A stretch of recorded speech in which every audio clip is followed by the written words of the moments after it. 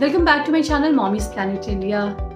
आज की वीडियो की शुरुआत करने से पहले मैं एक इंसिडेंट के बारे में बात करना चाहूँगी जो कल ही हमारे बिल्डिंग में हुई है। एक 2.5 साल की बच्ची वो मोबाइल इस तरह से हाथ में पकड़े हुए और स्क्रॉल की जा रही है और मैंने उसको देखा।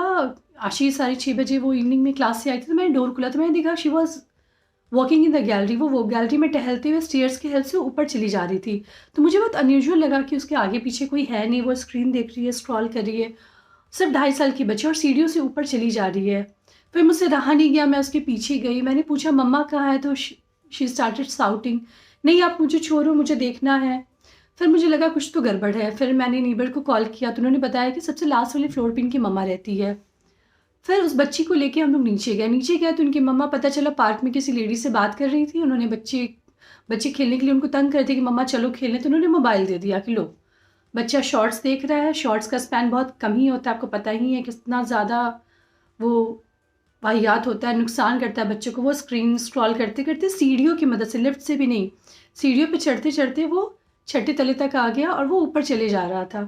तो यहाँ पे किसकी गलती है? पेरेंट्स की गलती है या बच्चे की गलती है? मैं यहाँ बोलूँगी पेरेंट्स की गलती है। पेरेंट्स अपना कीमती वक्त बचाने के लिए कि डिस्टर्ब नहीं हो, वो उनको कोई तंग ना करे, बच्चे को मोबाइल दे देते कि लो पकड़ो और जाओ, शांत हो जाओ। और जब हमने उनसे पूछा कि आपने कैसे अपने बच्चे को ये दे दिया, अरे क्या करे, बहुत तंग करती है, परेशान कर देती है, मैं मुझे बात भी नहीं कर देती, तो मैंने दे दिया मोबाइल, मुझे नहीं पता था ये चली जाएगी कहीं।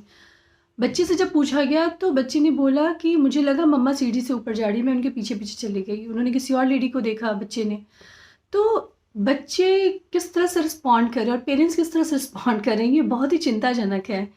तो आज की वीडियो में हम बात करेंगे कि बच्चे को मोबाइल क्यों नहीं देना है और पेरेंट्स को ये चीज़ कैसे कंट्रोल करना है, ये जानना बहुत ज़रूरी है। होता क्या है कि आप वर्किंग पेरेंट हो या घर पे हो, बहुत सारा काम होता है और करते करते आप खुद बहुत थक चुके होते हैं। इसमें बच्चे जब बोलते हैं कि नहीं मम्मा मेरे साथ खेलो, मेरे साथ ये करो वो करो, फिर आप बहुत ज़्यादा इरिटेट हो जाते हैं। फिर लगता है कि चलो ठीक है, इसकी फेवरेट चीज़ क्या है, कार्टून है, वो दे दो, मोबाइल दे दो, शांत करो। तो ये शांत करने के चक्कर में क्या हो रहा है, बच्चों को वर्चुअल डिसऑर्डर हो रहा है और ये बहुत ही सीरियस चीज़ है। मैंने काफ़ी सारे न्यूज़ में देखे हैं जहाँ पे बच्चे नींद में हैं, वो इस तरह से किए जा रहे हैं, वो हाथ फ्लैप कर रहे हैं, वो रिस्पॉन्ड नहीं कर रहे हैं। तो एक्सेस जब स्क्रीन टाइम होता है खासकर छोटे बच्चों का, तो उनके ब्रेन का डेवलपमेंट जो है बहुत स्लो हो जाता है और वो पता नहीं क्या चीज़ें देख रहे हैं, उनका दिमाग प्रोसेस नहीं कर पा रहा है, उनको समझ में नहीं आ रहा है और वो गलत डायरेक्शन में सोचते चले जाते हैं। तो ये एक बहुत ही सीरियस चीज़ है और इसके बारे में आज बात हम करेंगे। सबसे पहली चीज़, घर में मोबाइल का इस्तेमाल आप बच्चे के सामने खुद बहुत कम करें। आप खुद भी बहुत ज़्यादा रील्स, शॉर्ट्स कुछ भी ना देखें, because it's all of no use. बच्चे के सामने तो बिल्कुल अवॉइड करें। इंटरटेनिंग है तो आप अकेले में देखें, जब बच्चा सो जाए तब देखें, लेकिन बच्चे के सामने अवॉइड करें, क्योंकि बच्चे के सामने जब आप देखेंगे तो बच्चे को लगेगा ये बहुत ही इंटरेस्टिंग है और आपको वो फॉलो करेगा। तो बच्चे के सामने तो बिल्कुल अवॉइड करना है। खासकर बच्चे को जब हम खाना खिला रहे होते हैं, बच्चा नहीं खाता, मोबाइल दे देते हैं, तो ये नहीं करना है। डिस्ट्रैक्शन इस तरह से नहीं करना है।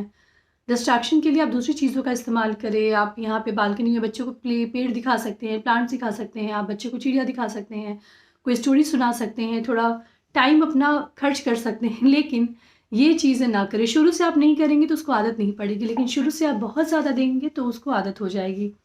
तीसरी चीज़ क्या होता है, बच्चे बहुत ज़्यादा ज़िद करते हैं। आप नहीं देते हैं तो घर के दूसरे बड़े दे देते हैं, तो वहाँ पे आपको स्ट्रिक्ट होना। नो मतलब नो, आपको भी नहीं देना है, ये चीज़ आप क्लियर करना है। बिकॉज बच्चे को ना फिर आपसे नफरत हो जाएगी, उसे लगेगा मम्मा तो देती नहीं है, बहुत गंदी है, बट देखो मुझे अंकल ने दे दिया, वो बहुत अच्छे हैं।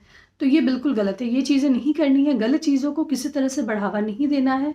नहीं देना है मतलब नहीं देना है, बिकॉज आपको बिल्कुल नहीं आइडिया बच्चे उसमें क्या देख रहे हैं, क्या समझ रहे हैं और क्या वो सोच रहे हैं। तो इस चीज़ को अवॉइड करें। नेक्स्ट मैं बोलूँगी बच्चे को बहुत ज़्यादा अगर कुछ दिखाना है तो कुछ अच्छी चीज़ें दिखाएं। इसके लिए आप टीवी का इस्तेमाल करें, साथ में बैठें, ये भी बहुत ज़रूरी है। कुछ अच्छे कार्टून्स जो बहुत ज़्यादा हाइपर स्टिमुलेटिंग नहीं हो, नॉर्मल कार्टून हो जहाँ बच्चे इंटरटेन भी हों और इन्जॉय भी करें, तो उस तरह के जो कार्टून होते हैं वो आप आधा एक घंटा दिखा सकते हैं, उसमें कोई हार्म नहीं है, लेकिन ओवर नहीं होना है। खासकर मैं देखती हूँ कि बच्चों के चैनल पे भी काफ़ी तरह के व्लॉग्स आते हैं जहाँ दिखाया जाता है कि बच्चे ये चीज़ें तोड़ रहे हैं, वो चीज़ें तोड़ रहे हैं, अब पेरेंट्स उसको बहुत मज़े ले रहे हैं, खुश हो रहे हैं। तो इस तरह के भी बहुत सारे व्लॉग आते हैं, तो आपको केयरफुल रहना है, इस तरह की व्लॉग नहीं दिखानी है। कुछ एजुकेशनल कार्टून ही दिखाएं। और ख़ासकर जो छोटे बच्चे हैं, हमारे 10 साल तक के जो बच्चे हैं, उनके लिए तो बहुत ही केयरफुल, क्योंकि उस वक़्त वो नहीं समझ पा रहे हैं हो क्या रहा है। और वो जो चीज़ें देखेंगे उन्हें लगेगा ये सही है, वही चीज़ वो फ़ॉलो करेंगे। बहुत ज़्यादा चीखेंगे, चिल्लाएँगे, मिसबिहेव करेंगे, तो बेटर है कि आप इन सब चीज़ों का एक्सपोज़र मत करो। नेक्स्ट मैं बोलूँगी कि बच्चों की रिक्रिएशनल एक्टिविटी पे काम करें। जैसे बच्चे स्कूल से आते हैं, खाना-वाना खाते हैं या घर पे रहते हैं, तो उनके लिए कोई हॉबी क्लास उनके लिए आप कर सकते हैं, या फिर उनके लिए कोई स्पोर्ट्स अकेडमी आप देख सकते हैं। उनकी कोई पेंटिंग क्लास करवा सकते हैं, स्किट्स क्लास करा सकते हैं। बहुत सारी एक्टिविटी है जिसमें आप बच्चों को इन्वॉल्व कर सकते हैं।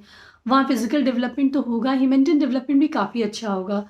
तो उस तरह की एक्टिविटी में ज़्यादा इन्वॉल्व करें, और घर में मोबाइल और टीवी का एक्सपोज़र जो है वो बिल्कुल कम से कम रखें, नहीं तो आगे चल के बच्चे के दिमाग पे बहुत ही गलत प्रभाव डालेगा, और हो सकता है कि आपके बच्चे भी आगे चल के किसी डिसऑर्डर का शिकार हो जाएँ। तो ये मेरा टेक है कि मोबाइल और टीवी कितना हार्मफुल है, इससे बच्चों को कैसे बचाना है और कैसे उनको दूसरी एक्टिविटी में इन्वॉल्व करना है कि हमारे बच्चे बोर भी नहीं हो, और उनको ये जो नेगेटिव इम्पैक्ट है इसका, उससे वो बचे रहें। आई होप ये वीडियो आपको पसंद आया हो तो प्लीज़ लाइक और शेयर ज़रूर करें। मुझे भी कमेंट में लिख के ज़रूर बताएं कि आप क्या करती हैं बच्चों को मोबाइल और टीवी से दूर रखने के लिए, और कैसे वो हेल्प करता है आपको, ताकि ये चीज़ें मैं दूसरे व्यूअर्स को भी बता सकूँ। देखते रहें मॉमिज़ प्लैनेट इंडिया। Thank you.